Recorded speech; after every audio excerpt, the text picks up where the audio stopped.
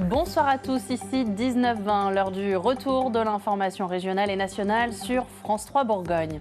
Au sommaire, ce soir, la vigilance rouge est maintenue dans les 4 départements de Bourgogne jusqu'à demain. Le pic de la canicule a été atteint aujourd'hui avec des pointes à plus de 40 degrés, 41,1 à Montbard, un record. À Dijon, des lieux climatisés sont restés ouverts gratuitement au public toute la journée. Une initiative plébiscitée, vous le verrez. Du chaud et pas d'eau. Les rivières sont à sec, notamment les affluents de la Seine. À Villotte-sur-Ours, en Côte-d'Or, une association a organisé ce matin un sauvetage de truites pour éviter qu'elles périssent à cause de la canicule. C'est un chantier titanesque démarré il y a un an. Le Fort Boyard fait l'objet d'un sauvetage inédit, 44 millions d'euros investis pour que ce joyau du patrimoine français résiste aux assauts de l'océan. Enfin, nous prendrons de la hauteur grâce aux Montgolfiades organisées ce week-end à Chalon-sur-Saône. Des baptêmes de l'air ont eu lieu ce matin avec en bonus un peu de fraîcheur et un lever de soleil inoubliable. Sortir dans les rues de Dijon sous 40 degrés, cela relève presque du parcours du combattant depuis hier. Comme annoncé par Météo France, le pic de la canicule a bien eu lieu ce week-end dans la capitale des Ducs. Mais la mairie proposait aux habitants de venir se rafraîchir. Une initiative plébiscitée. David Segal, Anthony Capra. À l'intérieur, presque 20 degrés de moins qu'à l'extérieur. Ce théâtre à Dijon, climatisé, a ouvert exceptionnellement au public pendant la canicule. Il fait tellement chaud, alors et puis en plus ils annoncent pas encore tout à fait la fin de la canicule, donc trouver des lieux frais, ouais, c'est plutôt agréable quand même. Je suis venu ici pour me cacher de la chaleur et du soleil. Pouvoir un petit peu nerveusement aussi se reposer parce que les nuits sont compliquées aussi. Une pause pour se rafraîchir. À l'entrée, ce couple est venu reprendre des forces. Profitez bien, bon après-midi à vous. C'est vraiment super, ça nous a sauvé la vie parce qu'on ne savait pas comment on allait faire pour arriver jusque chez nous là. D'autres ont choisi l'air frais des allées du musée des Beaux-Arts, au milieu des œuvres. Comme je n'habite pas très loin et que chez moi la température est infernale, voilà. J'ai choisi de faire une petite pause au musée. Comme ces touristes suédois, venus se réfugier ici en famille. C'est trop chaud dehors. Les enfants se fatiguent très vite dans la chaleur. Dijon a connu son pic de chaleur aujourd'hui, 39 degrés à l'ombre au plus fort de la journée, avec un centre-ville quasi désert, le premier samedi des soldes. La mairie invite ses habitants à venir dans les différents lieux culturels climatisés. C'était important de permettre à des personnes de pouvoir se rafraîchir, d'avoir des îlots de fraîcheur, pour permettre aussi au corps de se reposer, parce qu'effectivement les organismes ont été mis à rude épreuve depuis 10 jours. La vigilance rouge canicule est maintenue ce soir par Météo France en Côte d'Or et en Saône-et-Loire. Elle sera levée dès 6h demain matin, avant l'arrivée des orages. Et justement, regardez, ce soir, les 4 départements de Bourgogne sont encore placés en vigilance rouge par Météo France. Une autre alerte orange a démarré, elle, à 18h pour les risques d'orage. Elle concerne actuellement le département de l'Yonne. Mais tant qu'il ne pleut pas, les fortes chaleurs provoquent également des sécheresses. Au nord de la Côte d'Or, les rivières sont à sec, notamment l'Ours, un affluent de la Seine. Une large opération de sauvetage de poissons a été prévue ce matin par des bénévoles. Illustration à Villotte-sur-Ours avec Solène Anson et Guillaume Robin. Depuis 35 ans, Julien pêche la truite dans cette vallée. Mais aujourd'hui, avec son épuisette, il tente de sauver ce qui peut encore l'être. Ils sont morts pour rien dans la différence générale. D'ailleurs, je vous remercie d'être venu. Mais ouais, ça inquiète pas grand monde. Ça fait mal. Ça fait mal quand c'est notre passion depuis qu'on est tout petit. Mais on est impuissant, quoi. À force d'avoir des températures aussi élevées et puis plus d'oxygène dans les rivières, oui, c'est sûr que là, 1 année, 2 années, ça va aller, mais au bout d'un moment, ça sera fini, quoi. Des rivières à sec, des truites, chabots, vairons morts d'asphyxie. En une nuit, le niveau de l'Ours a perdu 50 cm. Dans d'autres coins, l'eau est quasi inexistante. Tout le monde nous parle de la biodiversité. La biodiversité, ben voilà, il n'y a plus rien. Ça donne plus envie de pêcher. Voilà. Moi, je préfère au jour d'aujourd'hui m'occuper des poissons plutôt que d'aller à la pêche. Voilà. La pêche, pour moi, ça devient... C'est une annexe, quoi. Quand on voit ça, ça dégoûte, quoi.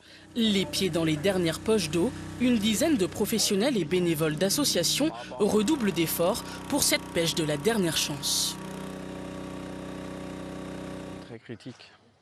On est sur une sécheresse pire qu'en 2003, où on va atteindre à peu près des vingtaines de kilomètres sur l'Ours et la Seine, au niveau des assecs. Donc là, il faut absolument se dépêcher parce qu'en une nuit, malheureusement, avec des températures de 25 degrés la nuit, les trousses vident très très vite. Pour leur survie, une motopompe vide la mare. Ce matin, 150 kilos de poissons ont été sauvés et stockés dans des cuves à oxygène. On se dit, bah tiens, un de sauvé, deux de sauvé, trois de sauvé, c'est toujours ça de prix et qu'au moins la nature puisse continuer sa route. Les poissons seront rejetés en amont de la vallée de l'Ours. Si l'eau continue de se réchauffer, c'est tout un écosystème qui pourrait être menacé. Des difficultés aussi dans les élevages. Avec la canicule, la surmortalité des animaux devient préoccupante, notamment dans l'ouest du pays où des tonnes de volailles sont mortes. Dans le Finistère et dans la Manche, les éleveurs doivent trouver des solutions pour leur cheptel. Catherine Rougerie et Margot Delaunay. Sous le toit de cette ferme en plein soleil, le mercure monte à 38 degrés. Seule solution pour rafraîchir les bêtes, ce simple tuyau d'arrosage. Il faut savoir qu'une vache, ça transpire pas. C'est pour ça que quand elle a chaud, elle hyperventile et puis elle va baver, elle va avoir la bouche ouverte. En fait, en l'arrosant, on va la mouiller un peu et puis on va essayer de lui faire baisser un peu sa température corporelle. Malgré ses efforts, ces vaches s'amaigrissent à vue d'œil et produisent 400 litres de lait en moins par jour. Les très fortes chaleurs déciment les animaux d'élevage. Dans la Manche, cet éleveur surveille sans relâche ses moutons. On est obligé de voir s'il a besoin de s'hydrater ou pas. Effectivement, il avait soif. Mais cela n'a pas suffi. J'ai perdu une dizaine de bêtes. Franchement, j'ai été surpris. Voilà, surpris de cette canicule. Les pertes les plus massives en cas de chaleur concernent la volaille. Comme ici dans le Nord, 8500 poulets sont morts dans ce bâtiment. Les éleveurs n'ont pas réussi à faire baisser la température. Alors pour se prémunir, dans le Finistère, cet autre éleveur a anticipé. En avril, il a investi 20 000 € dans ce système de brumisateur. Résultat, aucun poussin décédé. Quand la température monte, c'est le seul moyen pour faire baisser la température. En France, des centaines de milliers de bêtes n'ont pas survécu à la canicule. Dans la Sarthe, par exemple, 130 tonnes de volailles mortes doivent être évacuées pour être enfouies. Dans la Nièvre, la mort aussi de plusieurs brebis au niveau de l'Usie. Après un incendie déclaré hier, il a démarré au niveau d'une ancienne décharge avant de se propager aux terrains agricoles voisins. 21 hectares ont été détruits par les flammes et des brebis ont été brûlées vives. Les secours sont toujours mobilisés. Toutes les précisions sont dans cet article internet d'Hugo Courville. Alors cette canicule de 2026 sera-t-elle aussi sévère et meurtrière que celle de 2003 ? À l'époque, pour rappel, 15 000 personnes avaient trouvé la mort en plein cœur de l'été. Hôpitaux et maisons de retraite n'étaient pas préparés. 23 ans après, est-ce que cela a beaucoup changé ? Élément de réponse avec Marius Renaudet. L'image avait choqué. Le marché de Rungis reconverti en morgue géante.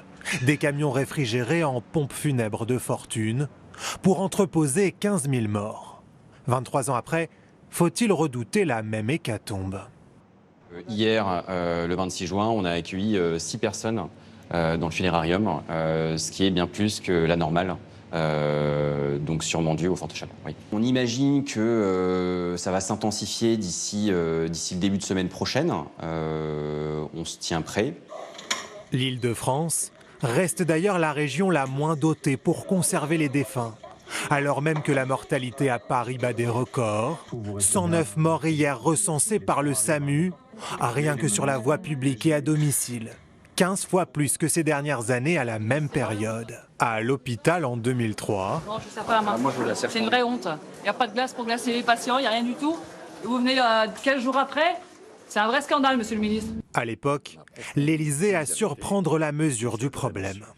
J'ai demandé au gouvernement que les causes des drames que nous venons de vivre soient analysées en profondeur et dans la plus totale transparence. Toutes les conséquences devront en être tirées afin de prévenir le retour de telles situations. Aujourd'hui, patients et soignants souffrent toujours. Ça devient dur. Déclenché depuis 2004 par les services hospitaliers en situation de crise, le plan blanc répond à l'urgence. La PHP tempère.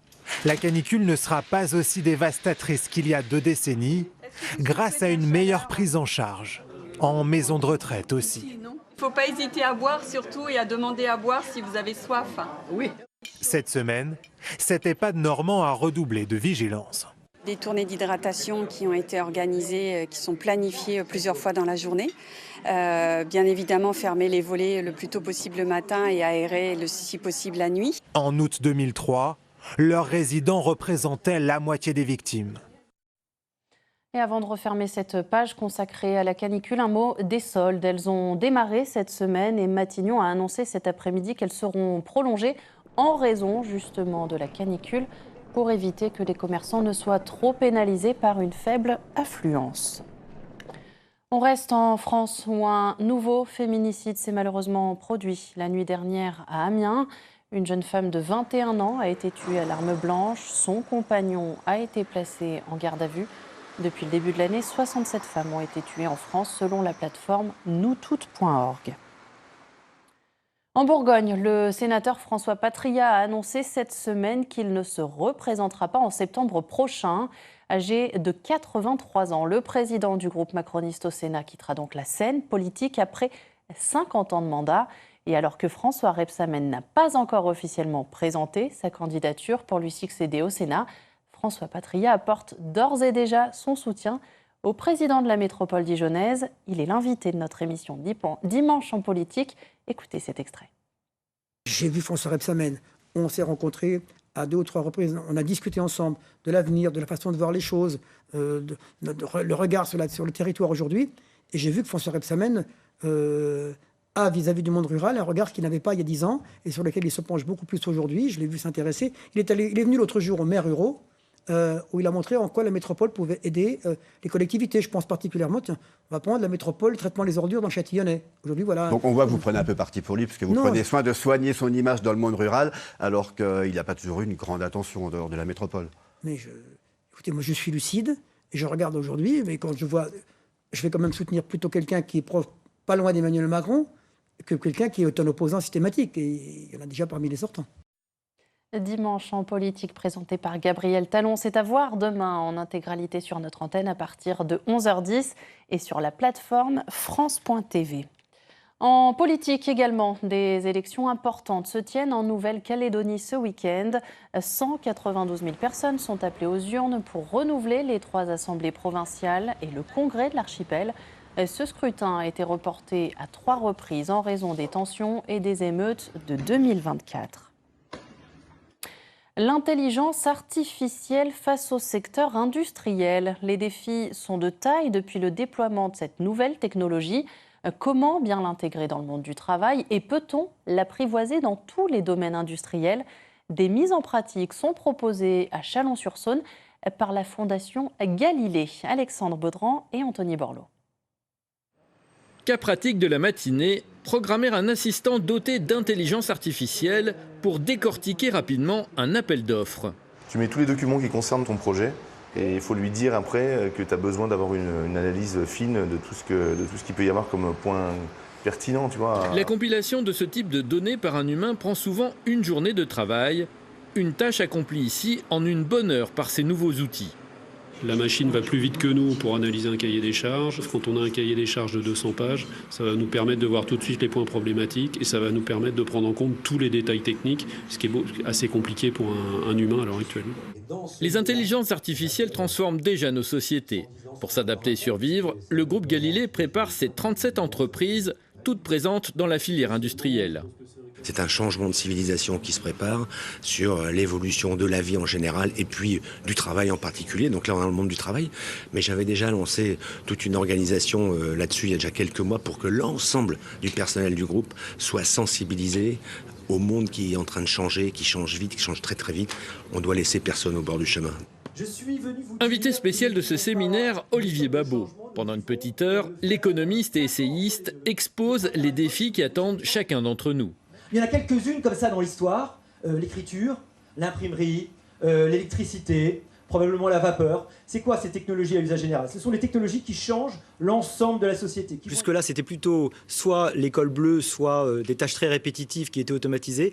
Maintenant, pour la première fois, ce sont des tâches relativement élaborées, des tâches qui demandent beaucoup de formation, des gens avec des très hauts niveaux de formation qui se retrouvent remplacés par la machine. Ça ne veut pas dire que la machine va tout remplacer, il y a encore de la place pour l'humain, mais il faut bien réfléchir aux conditions et aux endroits exacts où on peut encore être complémentaire face à la machine. Être aux manettes et non passif face à l'IA. Libre à chacun d'attraper le train en marche. Une nouvelle eau gazeuse naturelle a été lancée en France il y a un an, l'eau Volcan, qui vient d'Aizac en Ardèche. C'est une eau naturellement pétillante qui attire de nombreux curieux qui ont soif de découvrir tout ce qu'il se passe entre l'eau à la source et la mise en bouteille en usine. Visite guidée, Sébastien Alec et Lucie Guido. L'eau pétillante, ses bulles, son effet si caractéristique en bouche. Elle nous renvoie aux grands espaces et sous terre à un trésor naturel. 3 millions de Français en consomment régulièrement. Il n'est pas rare d'en trouver au détour d'une bonne table.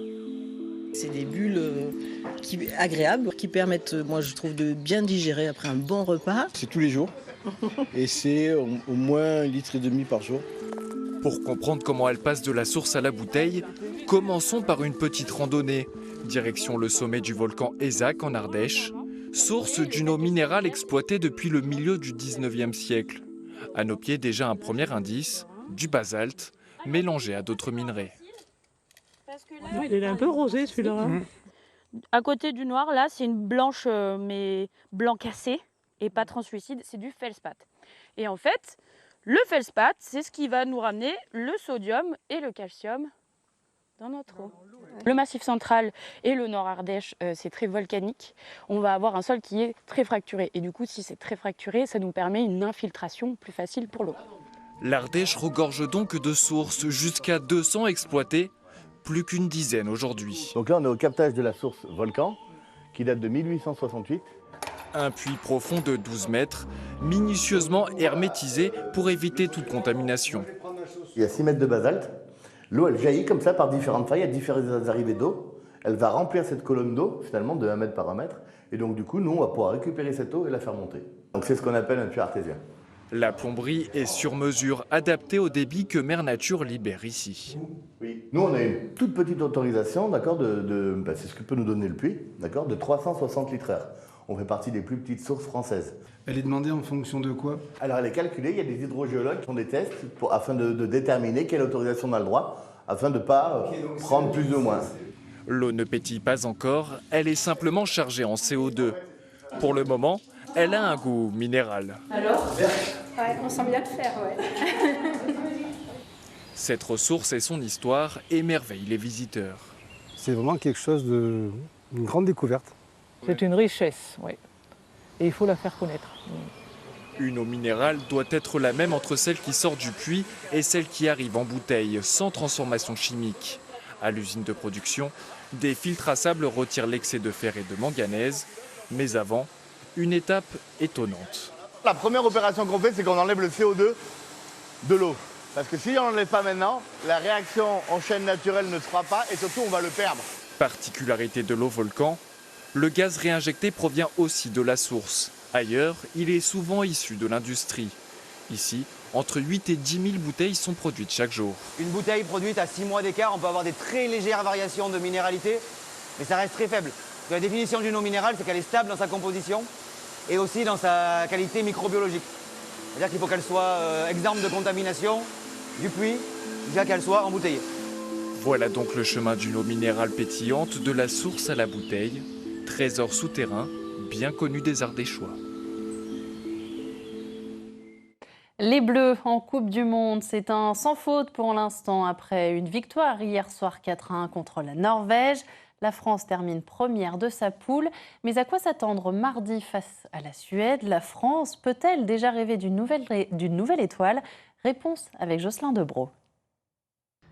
Ils voulaient finir premier de leur groupe. La victoire contre la Norvège est acquise. 4-1, une victoire claire, nette et précise qui permet aux Bleus de finir premier de leur groupe et de rester donc sur la côte Est pour la suite de la compétition. Après avoir profité de quelques moments en famille, d'avoir savouré cette victoire, les joueurs de l'équipe de France vont retrouver avec beaucoup de plaisir le visage de leur sélectionneur Didier Deschamps qui est désormais de retour à Boston. C'est lui qui va diriger l'entraînement prévu cet après-midi aux États-Unis. 23h heure française, 17h heure de Boston. Un entraînement qui est en fait un léger décrassage pour les joueurs qui ont joué face à la Norvège. Un entraînement qui serait un peu plus poussé pour les remplaçants qui n'ont pas joué la moindre minute hier. Désormais, le programme, c'est un match face à la Suède, un 16e de finale qu'il ne faudra pas prendre à la légère. Un 16e de finale qui est prévu mardi à New York à 23h heure française.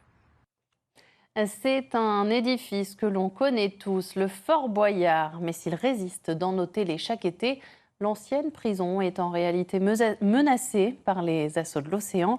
Des travaux colossaux sont entrepris depuis 1 an pour le restaurer. On voit cela avec Anne-Elisabeth Philibert et Chloé Bottella. C'est un chantier titanesque qui a débuté il y a 1 an en plein océan, non loin de l'île d'Oléron. Fort Boyard, qui accueille la célèbre émission de télévision, a été affaibli au fil du temps par les assauts des vagues.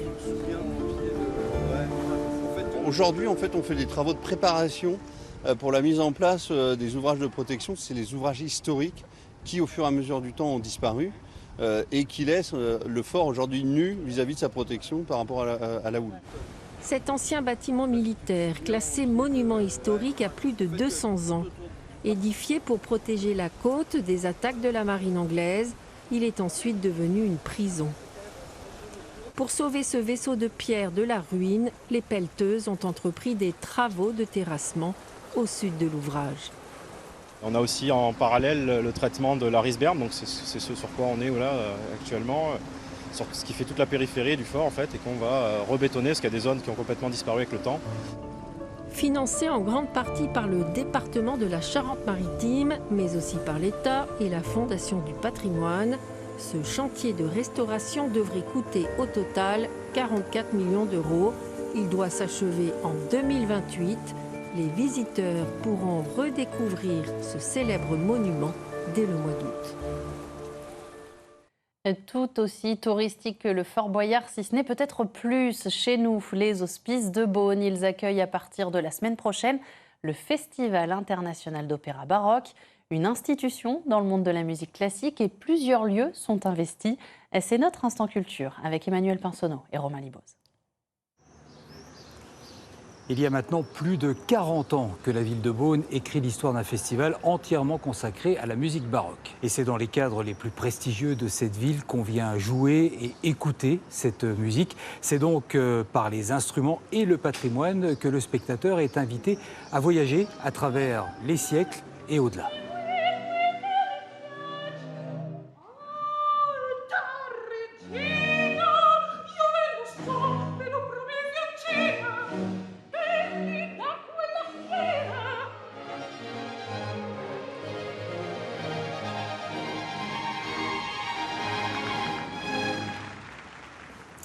Maximilien Andermark, bonjour. Bonjour Emmanuel.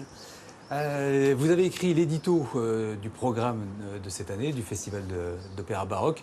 Ça s'appelle Au-delà. C'est quoi? C'est une invitation à aller voir et entendre plus loin encore? Oui, exactement. C'est vraiment le thème de l'année qui parcourt un peu toute la programmation. Et c'est l'idée d'aller voir aussi notre relation au ciel, à l'espérance, aux questions de transformation. Et la musique baroque, elle nous permet de mettre des mots sur ces sujets-là. Cette musique baroque, quelle définition on peut en donner? C'est pas seulement une époque. Alors, c'est une époque, évidemment. C'est en gros le 17-18e siècle. Mais en effet, c'est pas qu'une époque, c'est aussi un tempérament, une façon d'être. Et le baroque, c'est finalement la musique des émotions, la musique des sentiments. C'est vraiment le moment... Avant la musique baroque, on parle essentiellement de Dieu, on fait de la musique sacrée. C'est au moment du baroque où on invente l'opéra, où on invente les grands mythes, les grandes histoires d'amour, les grandes épopées. Et c'est là où l'humain rentre vraiment dans la musique. Est-ce que c'est une musique qui est facile d'accès? Est-ce qu'elle s'adresse à un public large? La musique baroque s'adresse vraiment à tout le monde. La musique baroque parle d'amour, de sentiments, d'émotions. Et en fait, c'est nos émotions premières, nos émotions intimes. Et c'est ça qui est sur scène. C'est juste un moment où, tout d'un coup, la vie devient plus intense. Toucher un public plus large, vous avez confié cette mission-là à Peau d'Âne cette année. Alors oui, on explore le conte de Perrault, Peau d'Âne, pour un spectacle, pour la première fois pour nous, un spectacle vraiment conçu pour toute la famille. Donc pas que jeune public, vraiment pour toute la famille, de 6 ans à 99. Et c'est l'idée de raconter le conte de Perrault, qu'on connaît bien aujourd'hui, surtout par le film aussi, de le raconter comme on l'aurait raconté à l'époque baroque, donc c'est-à-dire avec une comédienne qui va jouer Peau d'Âne, raconter Peau d'Âne avec les techniques du jeu de l'époque.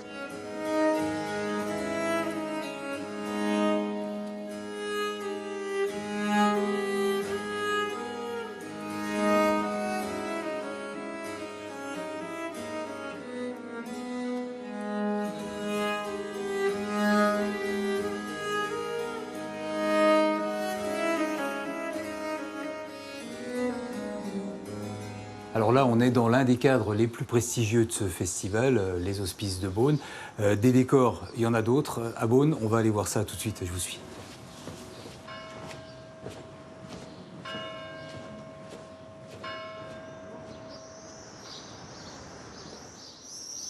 Alors l'un des autres cadres de ce festival, c'est le théâtre de Beaune.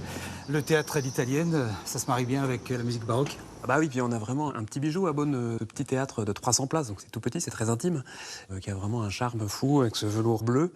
Et donc c'est la première fois qu'on y vient, et puis en plus, pour nous aussi, c'est un vrai cap, parce que c'est la première fois qu'on fait un opéra mis en scène, donc avec tout, quoi, avec les costumes, les décors, les lumières. Et cet opéra, ce sera quoi? Et alors ce sera, en fait, alors c'est assez marrant, c'est l'Avare de Molière, mais en opéra, donc mis en musique, complètement chanté par un compositeur vénitien qui s'appelait Gasparini, qui a un peu été oublié. Et donc c'est vraiment l'Avare, on reconnaît la scène de la cassette, vraiment tout ce qu'on connaît dans l'Avare, mais plus court, et puis autour de 3 personnages seulement.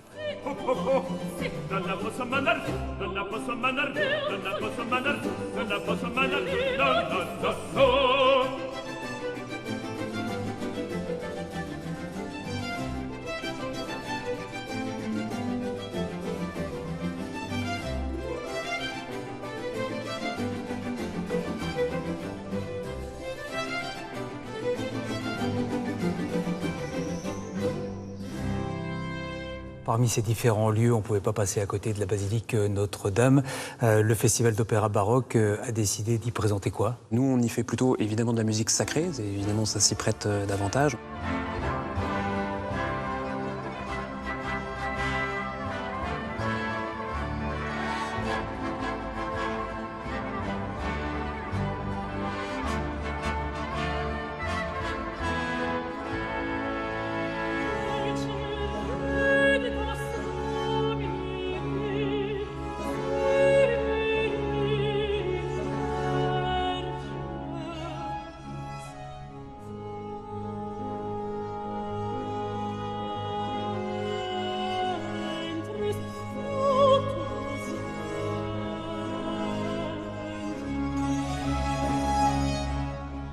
Maximilien, on va se déplacer encore, on va retourner là où on a commencé, aux Hospices.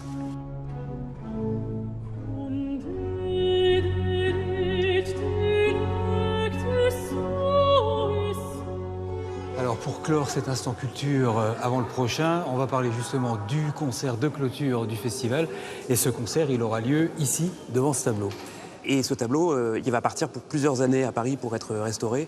Et donc, c'est des chanteurs anglais qui sont vraiment tombés amoureux du tableau et qui font une sorte d'immersion, de voyage dans le tableau avec la musique de l'époque. Et ils imaginent qu'est-ce que serait la musique de ce tableau. Et donc, c'est une manière de lui rendre hommage avant son départ.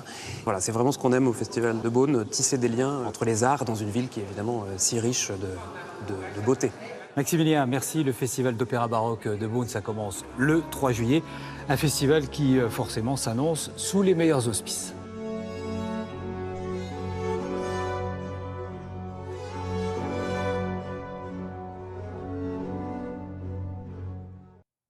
Et on reste dans le ciel pour terminer ce journal, le ciel chalonnais, parce que ce matin, 12 montgolfières se sont envolées pour la 38e édition des Montgolfiades.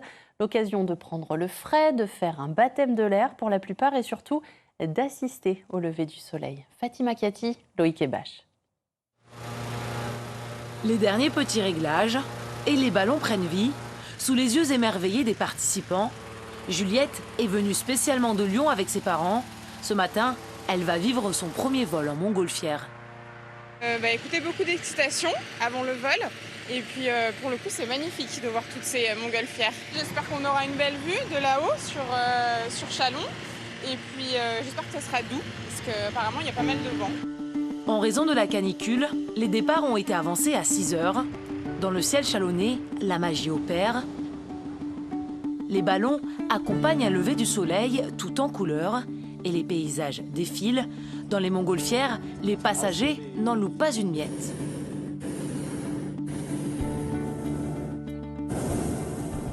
Pilote depuis 20 ans, Alain a fait des milliers de baptêmes.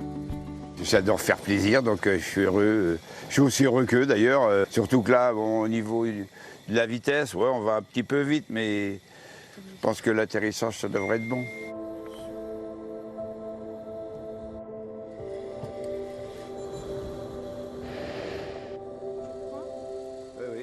Tous les atterrissages se sont déroulés sans encombre. Vincent vient de recevoir son diplôme et il est ravi. Et toi Vincent, tu auras le certificat du plus beau promener de ballon au milieu des champs au lever du soleil. On se laisse porter, il n'y a aucun vertige et c'est vraiment spectaculaire et à refaire sans problème. Eh bien, ce sera possible dès ce soir et pendant tout le week-end. Voilà, fin de cette édition. Merci de l'avoir suivi. On se retrouve demain pour votre Ici 12-13 et Ici 19-20. Très belle soirée à tous sur France 3 Bourgogne. À demain.